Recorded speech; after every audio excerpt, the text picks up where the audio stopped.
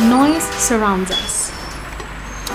You know that random beep in the house? The sharp passive aggressive beep every 40 seconds? At first, you ignore it.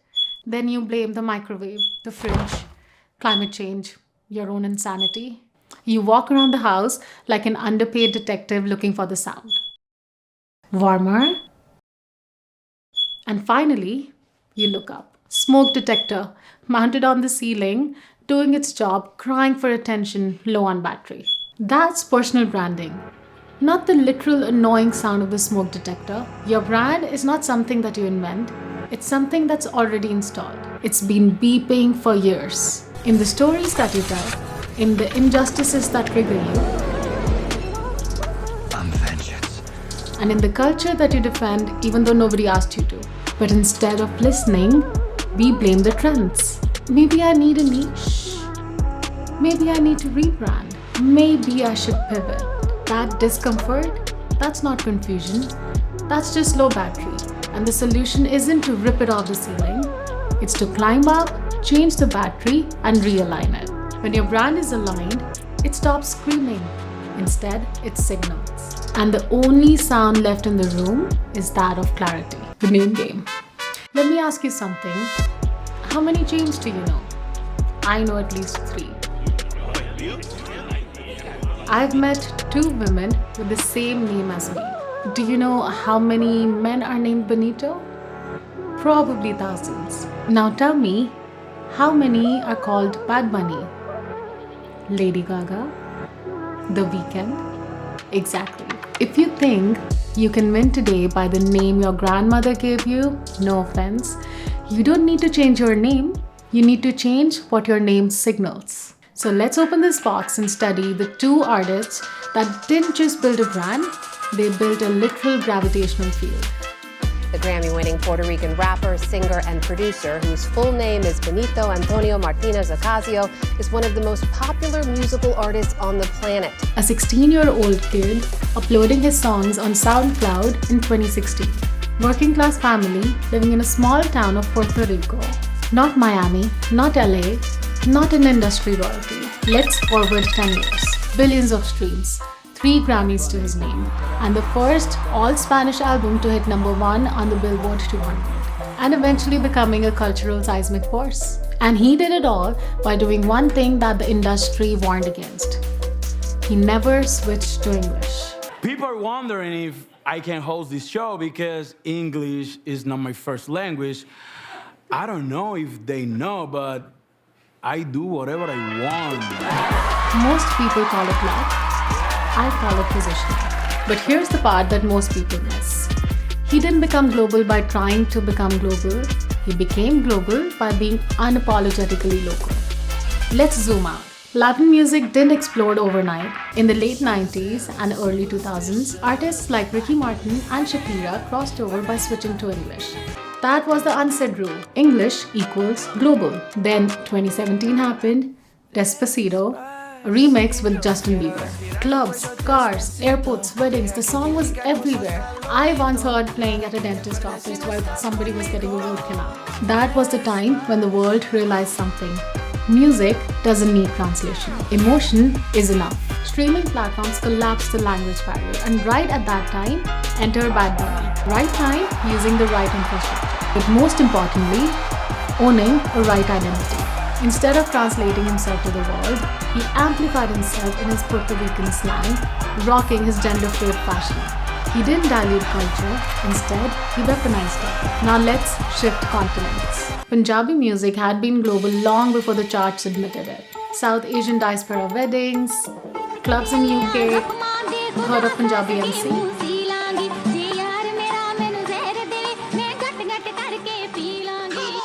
Mundiya To Bach Ke Rahi was shaking dance floors before the algorithms existed. But it only lived in a regional box, then slowly crawled its way to YouTube and TikTok. And suddenly, enter Diljit Dosanjh. Turban, humor, pride worn like a crown. Standing on a global stage saying, the line that's still associated to his madness. Different cultures, but same strategy. Be so rooted that the world has to lean in. Let's begin the lessons.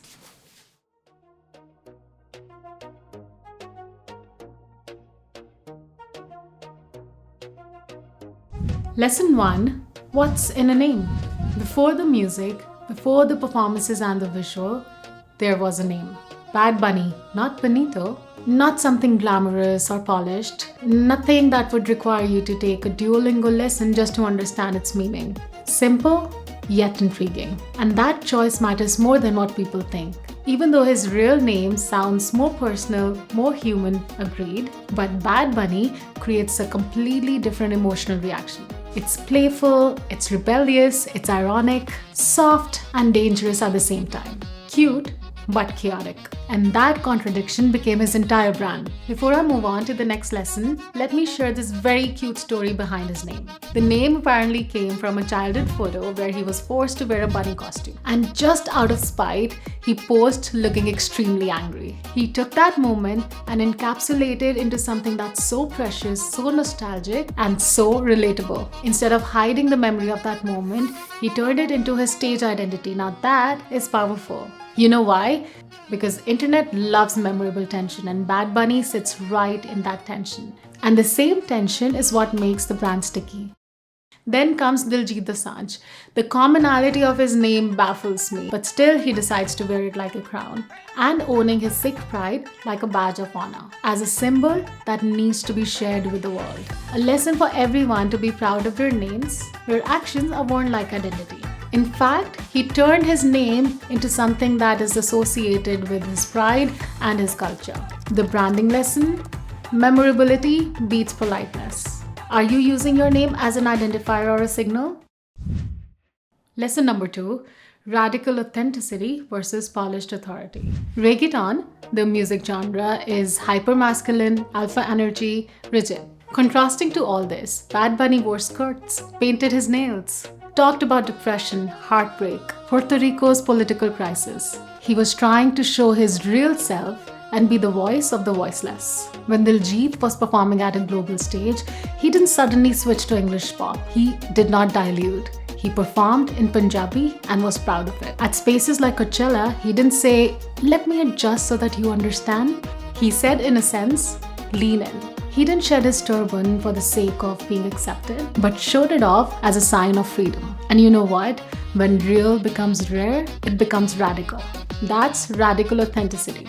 He made the audience cross the bridge by showing his soul. The world is saturated by polished authority and is starving for anchored authenticity. And that's why both Bad Bunny and Diljit work. Different continents, different industries, but the same core move. They didn't sand down their identities to fit the room. They made the room expand. If you're sanding down your edges to fit the industry mood board, you're erasing your hook. Lesson number 3. Dominate and then expand. Most people try to be global on day one. That's the quickest way to become invisible. Bad Bunny didn't want to be invisible. He started by dominating Latin trap, his local love. And yes, at first it did sound like American trap, but that's the thing about creativity. Most creativity starts with reinterpretation. Everybody has done it and there's nothing wrong in it. But slowly, he started building his cultural credibility before chasing mainstream visibility. Then came the mighty collaborations. Cardi B, Drake, J Balvin, Karol G. Each collaboration opened a new audience, but his core identity remained the same. That is not fate, that is a very well thought strategy. Depth before breadth. For Diljit, before Coachella happened, before the global fashion weeks, before the Netflix documentaries, he dominated Punjab. Not casually, not partially, he became a top-tier Punjabi music artist, a bankable Punjabi film star, a cultural voice with emotional authority. Albums like Back to Basic and Goat weren't crossover attempts, they were deeply Punjabi, culturally, musically, and linguistically. He wasn't translating himself to the world, he was becoming irreplaceable to his people. This is where most creators go wrong. They try to expand before they dominate. Diljit built cultural monopoly, emotional loyalty, and market power. Only when the base was unshakable did expansion make sense. If you are trying to build a personal brand, don't try to be for everyone. Be unmissable for someone first. Lesson number 4. Culture is a moat. Let's see what Bad Bunny. Language is surface, whereas culture is depth. Puerto Rico's colonial tensions, blackouts, protests, gender norms. Bad Bunny didn't sprinkle culture as aesthetic. He embedded it as a conviction. Let's talk about Diljit. Punjabi pride, diaspora humor without diluting it with regional humor and cheap takes on his culture. When artists carry culture, they stop being just content creators and become a community symbol. Okay, let's do this exercise. Close your eyes and imagine if tomorrow your content disappears, what's the belief that disappears with it? Now that belief, that's your brand. Lesson number 5. Surprise, motherfucker. Can I confess something? I hate surprises, but deep down, if I don't get one, I get offended. Bad Bunny understands something that most creators forget. Surprise creates energy, unexpected albums, genre shifts, visual reinvention. Each drop feels like an event, always stimulating the senses and those gray cells. When we talk about surprises as a brand strategy, most people start thinking stunts. But in case of Diljit Dosanjh, surprise isn't random. It's more structural. He uses contrast as a surprise element, and here contrast builds attention. Diljit doesn't behave like a typical global celebrity. He posts oddly timed videos, random farm clips, deadpan humor, unfiltered Punjabi commentary. No over-curation, no over-polished PR tone. And then suddenly, he's performing at Coachella. The gap between the relatable Punjabi uncle energy and the first Punjabi artist to perform at Coachella, that gap is surprise. Predictability might be safe, but safe often equals boring. And boredom can be very expensive in this attention economy. If you're building a brand, experiment with formats sometimes. Collaborate unexpectedly. Drop something nobody saw coming. Start making people curious about you once again. Lesson number 6. Control the narrative before it controls you. Branding without a narrative is just noise. I think I've said it enough, but having just narrative is not enough. You have to control it, carve it, nurture it. Bad Bunny rarely over-explains himself. He speaks when it truly matters, which makes every statement feel more valuable. Narrative is shaped by language. Diljit rarely abandons Punjabi in his interviews, social media, or performances, even in global contexts. This does 2 powerful things. 1, it centers his identity, and 2nd, it prevents media from rebranding him into something more palatable. He doesn't translate himself excessively. He lets the world translate for him. Now that's power. Today, everyone thinks that personal branding is constant exposure, but too much exposure can lead to zero intimacy.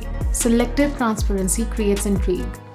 You don't owe the internet your diary, but whatever you share, make sure it's authentic. Create curiosity without fabricating it.